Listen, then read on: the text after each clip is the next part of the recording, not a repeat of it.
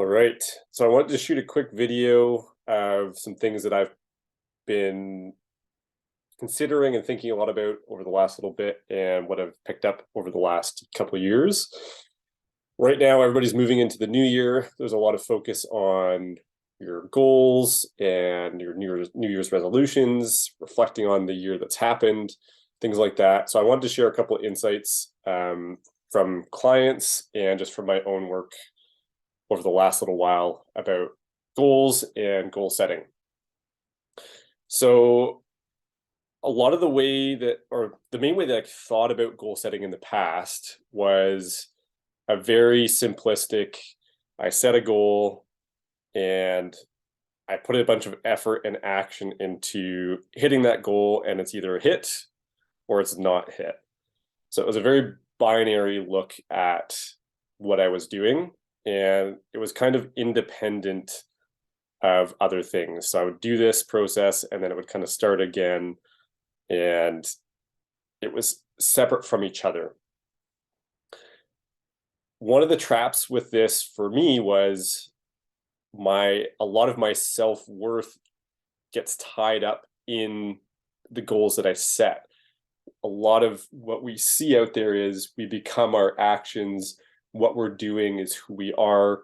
So when we set goals, we're essentially placing a bet on ourselves that that's by doing that thing, that's who we become. And I've noticed for myself and for clients, there's a lot of self-worth that gets tied up into the results. And what that means is when we set goals and we hit them or we don't hit them, that's very much tied to our self-worth.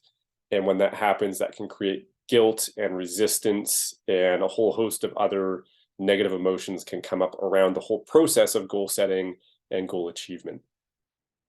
And one of the reframes, and this kind of picture here is, I feel like I saw it in Ray Dalio's book, Principles, this kind of process. And it's just a different visual reframe of what it can be. So you set a goal, and then this box here, zoomed in, it might be hard to see, but there's a review period, an adjust, and then reset. So instead of it being this standalone binary thing of I hit it or I didn't hit it, it's this iterative process of I stop, I review what's happened, I make a tweak and reset. And then it's more of a longer term process to move me towards the actual overall objective. And it's just a small tweak of perspective, but for me, it just kind of helped take the pressure off because it's a longer term iterative process, that I don't place as much weight on this individual goal being hit or not hit. And it takes more of the pressure off of me and who I am as a person if I don't hit it. So zooming out, there's two key takeaways I just wanted to share as it relates to diagrams here. The first is how we relate to goal setting and what we make that mean. So that overarching process of goals, are we tying our self-worth, our identity, our ego to whether we hit our goals or not?